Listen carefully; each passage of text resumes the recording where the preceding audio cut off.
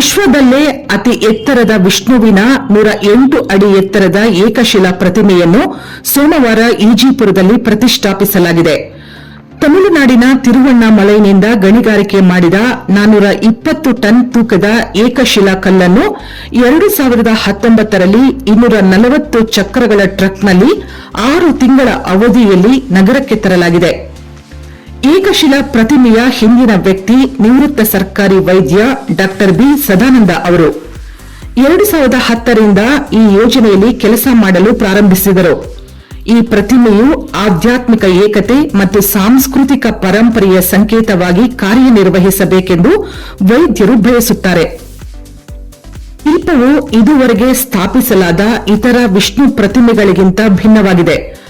ಪರಮಾತ್ಮನ ಶಿವಕೇಶವ ಸ್ವರೂಪ, ಮಹಾವಿಷ್ಣು, ಶಿವ, ಬ್ರಹ್ಮ, ಸ್ಕಂದ, ವಿನಾಯಕ, ನರಸಿಂಹ, ಆಂಜನೇಯ, ಗರುಡ, ಅಗ್ನಿ ಮತ್ತು ಋಷಿ ಮುನಿಗಳನ್ನು ಪ್ರತಿನಿಧಿಸುವ ಹಲವಾರು ತೋಳುಗಳು ಮತ್ತು ತಲೆಗಳನ್ನು ಹೊಂದಿದೆ ಎಂದು ಯೋಜನೆಯಲ್ಲಿ ಭಾಗಿಯಾಗಿರುವವರು ವಿವರಿಸಿದರು.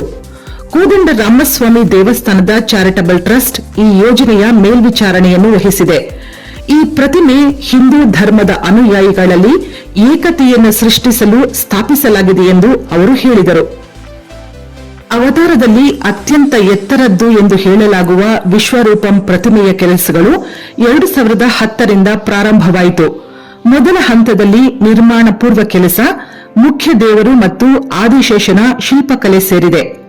ಶಿಲ್ಪಕಲೆಯ ಪೂರ್ಣಗೊಳಿಸುವಿಕೆ, ಹೊಳಪು ನೀಡುವಿಕೆ, ಕ್ರೇನ್ ಕೆಲಸ, ಪ್ರತಿಮೆಯ ಕಟ್ಟಡ ಚೌಕಟ್ಟು ಮತ್ತು ಇತರ ಸಿವಿಲ್ ಕೆಲಸಗಳನ್ನು ಒಳಗೊಂಡಂತೆ ಪ್ರತಿಮೆಯನ್ನು ಪೂರ್ಣಗೊಳಿಸಲು ಒಟ್ಟು 2.60 ಕೋಟಿ ರೂಪಾಯಿ ವೆಚ್ಚವಾಗಿದೆ.